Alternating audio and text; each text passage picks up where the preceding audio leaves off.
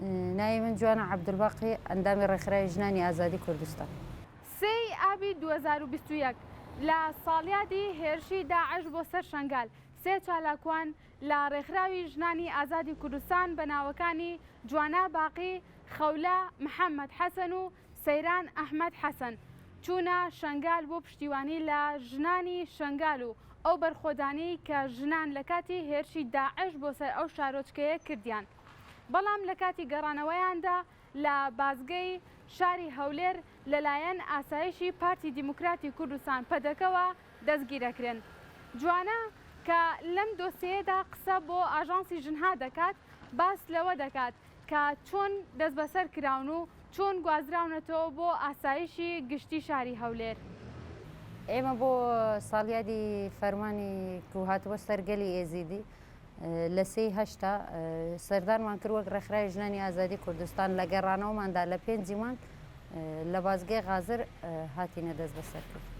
ئێمە یەکەم جار لە سەیتەرە بەس دایەنینە ڕاوەستاندن، هیچ شتێکیان پێ نەوتین، تەنیا وەکو ئاسایش وتیان تەکیدێک ئەکەینەوە لە ناسنامەکانتان. بەڵام لە دواییدا ئێمەیان دەستگیر کرد بە ئەوەی بۆچیەک کە ئێمە چوینە بۆ ڕەژاک چه هەدەفێکی وەکو ئەندامی ڕێکخراوی ژنانی ئازادی کوردستان بۆچی چوینە بۆ شنگال.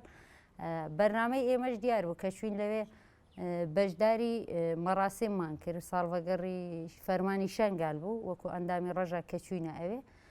لە گەڕانەوەماندا سەرەتا پرسیارکردنیان هیچ پرسیارێکیان نەکرد، تەنیا ئەوەندە وتیان ئێوە بۆچی چوونە بۆ شنگال. ئێمەش وەکو خۆمان پێیانمان وت، وتیان نەخێر ئێوە بۆ ئامانجە نەچوونە، ئامانجێکی تریان بۆ ئێمەدانە. ئێمە ئەوانەمان ڕەت کردەوتمان ئێمە وەکو ڕەژاک چوینە وەکو ڕێکخراوی ژنانی ئازادی کوردستان. سەرەتا ئاوا دەستگیریان کردین تا ماوەیەک، دوای ماوەیەک ئیتر پرسیارەکانیان بوو بە شتێکی تر. کاتێ دەستگیر کراین ئێمەیان بردا دەستگای ئاسایشی گشتی دوای بەڵێ لە هەولێر دوای ماوەیەکی کورت هیچ پرسیارێکیان لە ئێمە نەکرد، بەڵام بەس بۆ ئیرادەشکانی ئێمەیان لە جێیەکدا نابوو، هەر هەمووی پیاو بوو، هەر کەسێک ئەهات پرسیاری ئەوەی لێ ئەکردین بۆچی چوونە بۆ شنگال، هەدەفتان چی بووە لەوەی کە سەردانتان کردووە. ڕوغمێک و ئەشیانزانی ڕێکخراوەکەی ئێمە ڕێکخراوێکە تایبەت بە کاروباری ژنانە، بەڵام هەمان کاتیش بۆ شکاندنی ئێمە بوو، ینی وەکو ژن کە بشکێنەوە. تا ماوەی تقریبا 6 ساعت 7 ساعت هەر لەو بنکێماینەوە. دوای ئێمە نەمانزانی بۆ کوێ بۆ جێگایەکی تر بردمانیان. ئێمەیان بە شێوەیەکی وا برد لە دەرگای ڕیسیەوە ئێمەیان نەبرد، دەرگایەک و کە ئێمە لی چوینە ژوورۆ لەو دەرگای ئێمەیان نەبرد، دەرگایەکی تر بوو لە پشتەوە و بە سیارەیەک و کە ئێمەیان برد، ینی نە سیارەی ئەو بوو کە تۆ بزانی بۆ کوێت ئەبەن، داخراو بوو، سیارەیەکی تاو داخراو بوو. ئێمە نەمان ئەزانی، تەنیا ئەیانوت ئێمە لێ کۆڵینەوەیەک ئەکەین و هەر ئەم ڕۆژ لە ماوەی ناگاتە ئێوارەش کە ئێوە بەر ئەدەین. بەڵام کاتێک کە بردبانیانە جێگەیەک ئیتر ئەو کاتێ ئێمە زانیوان کە بەربوونمان زەحمەتە، بە بەردەوامی شەر ئەو پرسیاریانەیان ئەکرد بۆچی سەردانی شنگال، بۆچی ناچن بۆ جێگەی تر تەنیا شنگال. ئێمە ژەوان وەکو ڕێکخراو دەعوەت کراوین، لەبەر ئەوە ئێمە چوینە بۆوێ هەر ڕێکخراوێک هەر پارتێک ئێمە دەعوەت بکە ئێمە ئامادەین وەک ئەندامانی ڕێکخراو بچینە سەردانیان. بەڵام ئەوان باوەڕیان ناکرد. پرسیاری یەکەمیان ئەوە بوو لە ئێمە کە کردیان کە ئێمەیان لەناو ئاسایش نەقلی جێگەیەکی کە کرد، ئەو جێگای شەش زیندانی خۆیان بوو، بەڵام ئێمە نەمانەزانی چه زیندانێکە، هەر زیندانی خۆیان بوو، هەر لەناو ئاسایشا بوو. ئێمەیان بردە ئەوێ کاتێکی درەنگ بوو کە ئێمەیان برد، دەوری سەعات 5 و ئەوانە بوو، چکە ئێمە لە سەعات 12 تقریبا دەستگیر کراین تا 5 لە ئاسایشی گشتی ئێمەیان هێڵای، بەڵام بێ لێپرسینەوە، بێ هیچ لێپرسینەوەیەک هەتا گەیشتە ئاستێک بەرپرسێکی ئەوانیش هات وتی ئەزانێ ئێوەمان لەسەر چی دەستگیر کردووە، ئێوە خەڵکی ئێرە نین و جنسەی تەزویرتان پێ، تەسکەرەی تەزویرتان پێ. ئێمەش لەسەر ئەوەی خۆمان نکۆڵیمان کرد کە هیچ لە ئێمە جنسەی تەزویرمان نییە، چکە هەر هەمووشمان هاوڵاتی ئێرەین هەرێمی کوردستان.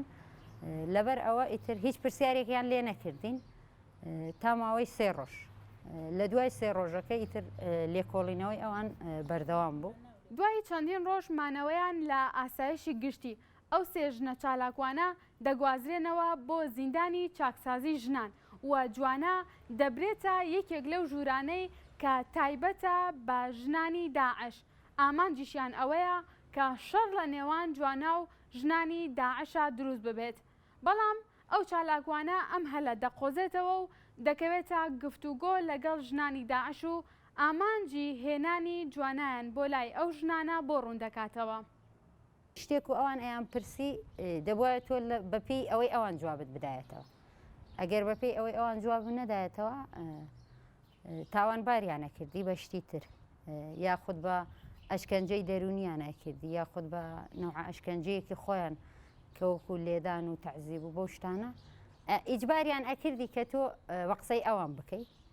ئەمان ئێمە چووکە هیچ شتێکمان نەبوو لەبەر ئەوەی ئەندامی ڕێکخراوێکیش بووین، هیچ بەڵگەیەکیش نەبوو ینی کە ئێمە ئیسپات ببێت کە ئێمە هاوڵاتی ئێرەژ نین، تاوانباریش نەبووین. ئێمە بچکە هیچ یەکێک لە ئێمە خۆمان بە تاوانبار نازانین.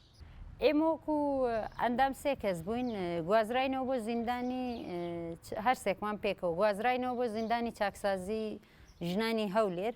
ئەمان ئا بەناو چاکسازیە بەسی چاکسازیەک نییە لەوێدا. ئێمەیان بردە ئەوێ هیچ پرسیارێکیان لێ نەکردین. تەنیا ئەوەندە هەندێک تۆهمەتیان بۆ ئێمە زیاد کرد. ئێمەشتمان نەخێر ئێمە تەنیا چالاکوانێکین کە هاتوونە.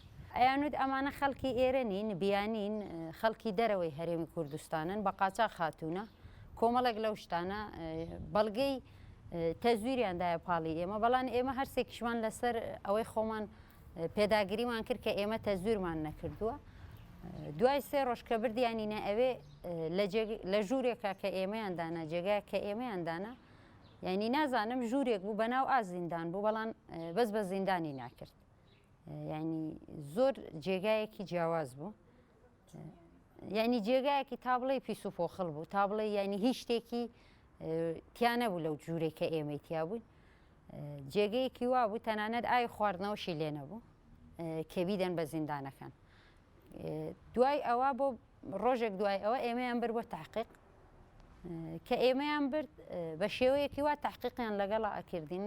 یعنی تۆ دەبواە بە زۆر ینی بیسەپێنی کە تۆ تەزویرە کردووە یا کە تۆ بە قاچاق هاتوویتە هەرێمی کوردستانەوە، بۆ نەوە مامەڵەیان لەگەڵت ئەکرد. هەتا بەرپرسی هەری گەورەی ئەوان، یعنی کە بەرپرسێکی هەری گەورەی ئەوان بوو کە لە دەستگای ئاسایشا بوو، یعنی زەختی لێ ئەکردین. زەختی لێ ئەکردین ئەوی تۆ بەو مادەیە تاوانباری. تۆ ینی ئێمە چەندێکیش پێداگیریمان ئەکرد، بەڵام ئەوان لەسەر شتی خۆیان سوور بوون کە ئێمە بەڵگەی تەزویر لەسەر ئێمەیە. دوای سێ ڕۆژ ئێمە کە چوینە ئەوێ مدیری یعنی فەرمی مدیری خۆیان بوو چکە دیار بوو ئەمان هەمووش بەجلی مەدەنیە بوون، وا خۆیان نیشان ئەدا کە لە ناو دائیرەیەکان بە مەدەنی ئیش ئەکەن، مافی هاوڵاتی پێشێل ناکەم، بەڵام هیچ شتێکی نەبوو. ئێمەیان برد تاوەکو تقریبەن لە سەعات 8ەوە ئێمەیان برد تاوەکو سەعات 2 دوای نیوەڕۆ، تەنیا بۆ چەند وشەیە کە ئێمە تاوانبار بکەین بڵێن ئێمە تەزویر ئەکەین، یان ئێمە بە تەزویر بە مادەی تەزویر گیراوین. لە ناو زیندانیش بە شتێکی تر ئێمەیان لە قەڵەمدا بوو. یانی دوای ئەوە بەرەو زیندانیان بردینەوە، زیندانی چاکسازی ژنانی هەولێر بردیانینەوە. بۆ ئەمان دیسان هەمان کات بە سیارەیەکی قەپات بەبێ ئەوەی کەس لەگەڵت بێت، دوو ئاسایش لەگەڵتە لە ناو سیارە کە بڕۆی وەری.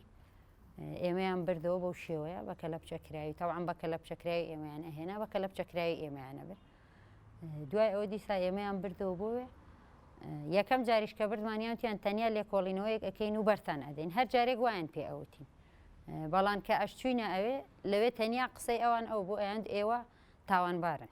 و یەکێکیش لەوانەیە کە ڕوبەڕووی شتێک بوومەوە کە منیان لە جێگایەکدانە زۆربەی ژنی داعش بوون. ینی ئەو ژنە داعشانە هەمووی تەمەنێکیان هەبوو هێنابیانە بەرامبەری من. گفتوگۆیەکمان کرد، وتم شتێکی وانە ڕێکخراوەکەی ئێمە دیفاع لە هەموو ژنانەکەن، ئاوەکو کێشەی ژن هەمووی یەکێکە. ئەنجا ئەوان سارد بوونەوە، بەڵام دەسەڵات خۆی وای کرد کە من ڕوبەڕووی ئەو شتانە ببمەوە. لەگەڵ ئەوانە ئێمە لە ناو یەکە وەکو ژن شەڕ بکەین. یەکەم جار ئێمە کە گوازراینەوە بۆ زیندانی چاکسازی گەوران لەوێ لەو ژوورەی کە ئێمەی تیاون 26 کەس بوو یەکەم جار، بەڵام ئێمە نەمان نەزانی چکە دەرناچوینە دەرەوە، بۆ ئێمە چوونە دەرەوە نەبوو، بۆ هەموو زیندانەکان هەبوو، بەڵام بە ئێمەیان توێن ئێوە مافتان نییە بێنە دەرەوە. طبعا چونکە ئێمە یەکەم جار بوو بکەین من خۆم یەکەم جار بوو بکەومە زیندانێکی وا و نەشم بینی بوو دوای ئەوە کە ئێمە لەو ژوورەیە بووین هیچ شتێکی تیان نەبوو تەنیا ئەوەندە حەسیرێک داخرابوو ئیتر وەکو ئینسان تۆ لەوێ دەبێت ژیان بکەی هیچ شتێکی تری نەبوو نەشیان ئەهێڵا بینە دەرەوە تا 2 ڕۆژ ئێمە نەهاتینە دەرەوە دوای 2 ڕۆژەکە ئێمە وەکو خۆمان من وەکو خۆم 1 ڕۆژ لەوێ مام بەڵام ئەوانی تر 37 ڕۆژمانەوە مانگێک و 7 ڕۆژمانەوە ئازاد کرا بەڵام یعنی چۆن بوو زیندانێک کە تۆ لە ناو 350 ژنابیت ئەبێت زیندانێک بێ هیچ مافێکی تیانە بە گشتی 350 ژنیتیا بوو لەگەڵ 50 منداڵە یعنی علەساس ئێمە تەوقیف بووین ئەو 1 ڕۆژە من خۆم تەوقیف بووم بەڵام تەوقیفێکی چۆن مافی تۆ نەبوو داوای هەندێک شت بکەیت مافی تۆ نەبوو داوای هەندێک ینی بە یاسا بە قانونیش چونکە ئەوان بەناو خۆشیان ئەڵێن ئێمە دیموکراسیم بەڵام هیچ دیموکراسیەک من لەو زیندانەیە وەکو خۆم نەمبینی وەکو چالاکوانێک لەبەر ئەوەی یەکەم شت کە بە تۆ ئەڵێن شتێکی وا بۆ زیادەکە ناڵێن ئەمە چالاکوانێکی مەدەنیە ئێمە وەکو خۆمان ئەومان ئەوت ئەمان ئێمە تەنیا کاروباری ژنان ئەکەین کێشەی ژنان چارەسەر ئەەکەین بە چالاکەکانیشمان بەردەوامە بەڵام ئەوان ئەیانوت ئێوە دەرەوەی کاری ژنان هەموو کارێکی تر ئەکەن تۆمەتبار ئەکراین ینی من وەکو خۆم تۆمەتبار کران بە زۆر شت یەک لەوانە مادەیەک و کە بۆم زیاد کرابوو 298 بوو مادەی تەزویر بوو تو بۆم زیاد کرابوو 406 بۆ زیاد کرابوو کە قەتل بوو لە هەمان کاتا مادەی هۆشبەریشیان بۆ من زیاد کردبوو کە ئەوان پێیانەوەت مخدرات 3 مادە بۆ من زیاد کرابوو کە هیچ ئەسڵ و ئەساسێکی نەبوو ئەو مادانەش چونکە داوای ئەوم ئەکرد ئەمود من هیچ شتێک لەوانە نازانم ئەنوت ئەوان کەچیش 350 ژن لە زیندانێکە هیچ مافێکی یاسایی نەبوو لەو زیندانێ پێداویستی وەکو پێداویستی هیچ شتێک نەبوو کە هەر کەسێکیش نەخۆش ئەکەوت ئەوە بۆ خۆی عیلاجی بۆ خۆی پیا بکردایە وەکو تریش کە تۆ باسی کرد ئەو شتانە ینی دوکانێکی بچووک بوو ناوێن لێنا وەکو حانوتێک بەکارتێنە تۆ ئەچووی لەوێ شتەکانت ئاکڕی یا ئەو وەرەقەی عیلاجەشت ئەدا بەدەست ئەوە ئەو ئەچوو بۆتی ئەهێنە هیچ شتێکی لێ نەبوو یعنی هەر کە تۆ ئەوەش ئەزانیت ئافرەت هەموو مانگێک تووشی سووڕی مانگانە ئەبێ ئێمە ئەو پێداویستیانەشمان لەو حانوتە ئەکڕی چکە بۆ تۆ نەئەهات و بۆ قەزەی تریش یعنی لە هەموو زیندانێکە من نەمبیستووە هەتا ئێستاکە و تویانە لە بەحسا ئەو شتە هەبووە بەڵام ئەو کاتەش لێ پارە وەرنەگیراوە بۆ حەمامکردن یا بۆ سەرئاو چوون بەڵام لەناو ئەو زیندانە پارەیان لە ئێمە ئەسند یعنی هەر کەسێک ئەگەر پارەی نەدایە دەبووە 1 هەفتە ئەو شتانەی پاک بکردایەتەوە ئەو زیندانە کامل ئەو ژوورەی کە تۆ لێی بووی دەبووە تۆ پاکت کردایەتەوە ئەگەر تۆ پارەکەت نەبووە لە بەرامبەر خۆشوشتنێک یا لە بەرامبەر ئەوەی کە تۆ سەرئاوێک ئەەکەی هەفتەیە کامل تۆ دەبووە پارەیەت بدایە نەکار بە تەنیا لە هەموو زیندانەکانیش ئەوەی نەیبووایە داوایان لەو ئەکرد وەکو پێداویستی تریش ئەو مناڵانە لەوێ بوون هیچ پێداویستێک بۆ مناڵانە نەبوو تەنیا چەند یاریەک بۆ مناڵانەدان درابوو بەڵام ئەو یاریانەش لە تێرکردنی ئەو مناڵانەیان نەبوو یا ڕەوزەیەکی بچوو وەکو ڕەوزە ژوورێک کرابوو وەکو ڕەوزە ئەو مناڵانە بەڵام ئەو مناڵانە مافی ئەویان نەبوو کە قەڵەمێکە ڕسمی پێ ئەکێشن بهێنە ژوورەوە لە ژوورەکەی خۆیان ڕسمی پێ بکێشن وەکو مەجبوریەک دەبووە لەو ژوورە ڕسمەکەیان بکێشایە و بیان هێنایە و مامۆستاکانش ڕۆخمێک و ئاهاتن بە زمانی بیانی قسەیان نەکرد ئەو مامۆستایانە بە کوردی لەگەڵ ئەو مناڵانە قسەیان ناکرد هیچ منداڵێکی ناو ئەو زیندانە باوەڕ ناکەم لە زمانی ئەو مامۆستایانە تێ بگات بانگەوازی من خۆم وەکو چالاکوانێک وەکو ئەندامی ڕێکخراوێک بانگەوازیم لە هەموو ڕێکخراوانی